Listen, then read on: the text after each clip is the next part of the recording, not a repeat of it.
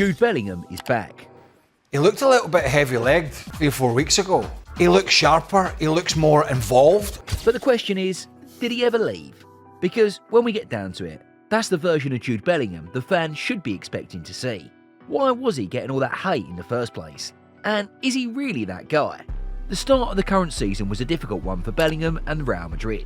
From probably Christmas onwards last year, that he doesn't look quite so happy in his work at the moment, and maybe that's what they're talking about in the Bicycle Diaries there. But he didn't look as happy as he was at the start of the campaign, wasn't a lie. Collectively, Real Madrid struggled, and Bellingham failed to replicate the same form he had in front of the goal last season. This led to many fans to believe he had tailored off, and the criticisms of the game continued. But we've seen a little bit at the start of the season here. We've seen the frustration with some of his teammates. His performances have not been bad, but they're certainly down on last year. That's the situation Bellingham was dealing with. However, it does seem like he's back now. This goal against Atlanta was the latest in what has been a sensational return to goal scoring for Bellingham. He's now got goals in his last 6 consecutive games in La Liga. Had the Champions League strike versus Atlanta, and the man is cooking. But is that what Bellingham is about? Goals? Nah, it goes beyond that. Truth is, guys, the position Bellingham operates in is a very delicate one. The midfield is the heart of the game, the link between defence and attack. And playing in that position, well, it requires a lot of work. Something Jude Bellingham has been doing. I don't know if take a ball. And I'm not a Real Madrid guy. We all know. The first time I saw him play, I think for England, was it this first game against San Marino? Whatever it was, but he wanted every single ball. Whenever I see him, he doesn't shy away. He wants the ball. And I think that the system, and this is why you have to give a lot of credit to managers. When Thierry Henry is praising you like that, then you know you're doing something good. But you see, guys, there is more to Bellingham's game than meets the eye. What is the exact thing he has that puts him above the rest? And how has he evolved to become arguably the best midfielder in the game right now? I'll let you in on all of this in a second. But first, we're trying to bring you the best footy content like this consistently, but we need your help. In that regard, just hit that subscribe button to Matchday 365 and give this video a like too. To understand how good Jude Bellingham is now, and what makes him the complete package, we need to go back a bit. At Borussia Dortmund, when he first burst onto the scene, he was sensational. In his first season at the club, he even had Pep Guardiola refusing to believe he was 17 at the time. Can you believe that he's only 17? I cannot believe it. Maybe he's a liar. He's so good to have 17 years old. To be fair, playing the way he did that campaign, I'd have asked for his birth certificate too. In that season, we saw what you could call the first version of Bellingham. He played a slightly deeper role in midfield, and as a result, his game was more about covering the spaces, dictating the tempo and being the heart of the game.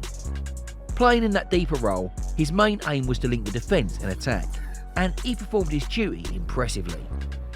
Just looking at some of his earlier numbers that season, the fact that he had a 72% success rate from 13 dribble attempts, or he had 5 key passes in his first 3 games, it showed that even when Bellingham played in that deeper role, he could still perform a job going forward and had the knack for scoring goals too. Bellingham had become so impressive that it attracted the attention of the national team. Get this, he didn't even play under 21s football. Despite being 17, Bellingham was already getting capped by England. If we turn this early stage of Bellingham, over the next 2 years, what emerged was an even different version, the 2.0. Something had clicked with him. Under Edin Terzic and Marco Rose, Bellingham had become more advanced. He was now playing further up in that number 8 slot, and we began to see different attributes of his game. Bellingham started scoring goals at regular ease. In the 2022-23 season, for example, he finished with 14 goals and 7 assists from 42 games. 21 goal contributions in 42 games. Breaking down the numbers, he was averaging a goal contribution every 2 games. Was it that Bellingham had become a different player now? Nah, he quite simply had evolved. From being the link between defence to attack, Bellingham was now playing in a position where he could control the game. That was his role now, to control the game and to try to be everywhere at once. The 2022-23 season could have ended perfectly for Bellingham had Dortmund won the league title. But they choked on the final day, and after that, Real Madrid come calling. And at Los Blancos, we saw yet another version of Bellingham again, the 3.0 this time. It's developing into a nice pattern now. Early on in his Dortmund career, his role was to become the link between the defence and the attack, playing in that deeper position. He moved to a more advanced position that played him closest to goal, the 2.0, and at Real Madrid, Bellingham played in an even more advanced position that allowed him more opportunities on goal. We all know how good he was in his first season. Jude Bellingham grabbed the headlines week after week, goal after goal. He finished with 27 goals and 15 assists in all competitions for club and country. For Real Madrid, the awards follow too. He was crowned as La Liga's Player of the Season. Tactically, the genius of Carlo Ancelotti allowed Bellingham to play in what we consider to be the number 10 position, behind two wide attacks who were majorly Vinicius Jr. and Rodrigo last season. This video is still only heating up, but before we continue, just in case you missed it earlier, hit that subscribe button to the channel if you haven't already. Once again, it followed an evolutionary pattern for Bellingham. A 6 in the early years at Dortmund, to the 8, and now at Madrid he plays as a 10 and performed. So far, it's been mainly about the numbers he pulled off, which for a player in his position isn't quite enough. See guys, in trying to assess just how good Jude Bellingham is, and whether he's the complete midfielder, it requires two things, both the stat test and the eye test. We've just seen how good he was in terms of the numbers he put up, and how they continue to improve up to last season. To the eye test now, and Bellingham didn't disappoint. System that Ancelotti put for him, 4-3-1-2, he answered the call. He answered the call. That's going to be your team with Vinicius Jr. He answered the call, so well done. It's not just about the numbers. It was also about how he could see the game as well. See guys, towards the second part of the 2023-24 season, and up to the period before he went on that 6-game goal-scoring streak this season, Bellingham was coming under serious heat because he wasn't scoring as much as he did at the start. Many believed his game had dropped, but for Bellingham, it was quite the opposite. From the outside world, you guys view it a lot on the numbers and the goals, but I actually think I've probably improved the more I've played. I've been a lot more involved in the other parts of the game. I think I've assisted a lot more in the second half of the season. So, as he said here, he'd improved, and he wasn't lying. There are no numbers attached to this now, it's just a question of watching him play.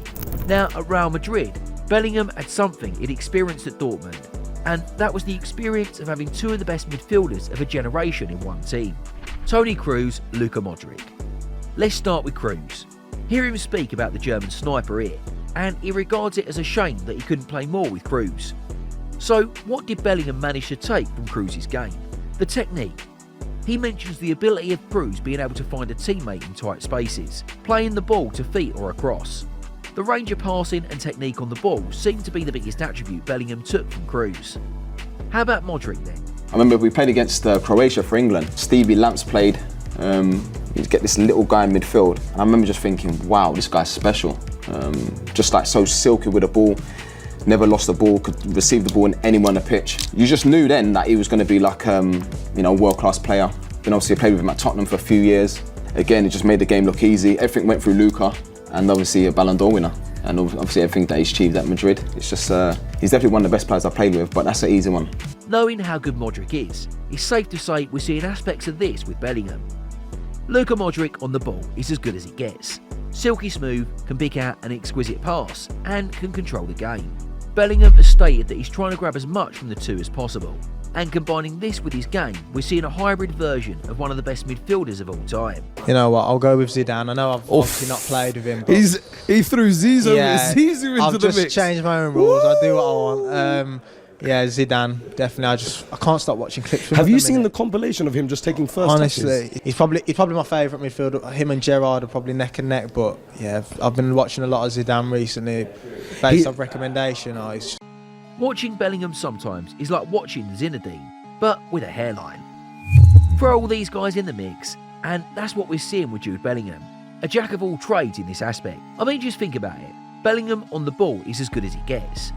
He can pick out a pass, hold on to it, try something special, dribble effectively as well, and score goals. That is one heck of a skill set already. Above all of this, there's one thing that sets Jude Bellingham apart from the rest. You talk about your mentality as well, because we know you got the ability. You work hard, technically good, you score goals, but your mentality seems to be top. Where does that come from? How professional are you today? He might have joked about it with his answer, But everything Micah Richards said is the truth. Bellingham's mentality is what gives him the edge. There are lots of talented midfielders in the game currently, lots of talented players, but the mentality is the one that drives a player to that elite level. And in this regard, Bellingham seems to have locked in on this. When you watch him play, you see a guy who is full of it. It don't matter if he attempts something and it doesn't come off, he'll go again. The same with shots, passes and tricks. Bellingham is a guy who works hard not just physically but mentally, and it's made him one of the best players in the world presently. When the guys that go abroad, for example Bellingham, I don't know the kid, I never spoke with the kid, but I believe that there is something that separates him from the boys that were born in England, developed in England, playing in England, living in England. I think this kid has to be something different, can add something different. You know, he's a kid from the world. He's not a kid from just playing, of course, in the best league in the world, but just... Even Jose Mourinho knows Bellingham's mentality is different. In all of this, we still haven't talked about his age. I mean, we're dealing with a guy who is still only 21. In football terms, he is still in the very early days of his career. What this means is that if Bellingham can continue to improve season after season, by the time he gets to the prime age of his career, he could become one of the greatest the game has ever seen. For a kid to be 21 playing like this, it's on another level. The awards his bag show it all. La Liga Player of the Season, Champions League Young Player of the Season, and the 2023 Golden Boy winner. Bellingham is already getting the recognition that some of the game's elite never did. To be recognised by both club and country in this light, that's incredible. And when you realise there's more to come, it gets even better. With all of this, guys, it's pretty clear. Jude Bellingham can be anything he wants to be, anything he needs to be for the team, and that's why he's one of the most complete midfielders in the game currently. He can do anything. Defend, he's there. Attack, he's there. Box to box, he's there. Control the tempo, he's there. An incisive pass, he's there. Score goals, he's there. His type of play is very rare in the modern game. A player who can combine all these superstar attributes and fit them into one package. This season for Madrid, he's already had to adapt to several tactical structures in the team, but he's continued to show time and time again his quality and is getting the best out of it. What do you guys think about Bellingham? He isn't that good? Overhyped? Let us know in the comments below. And don't forget to like this video and subscribe to the channel too. I'll see you next time.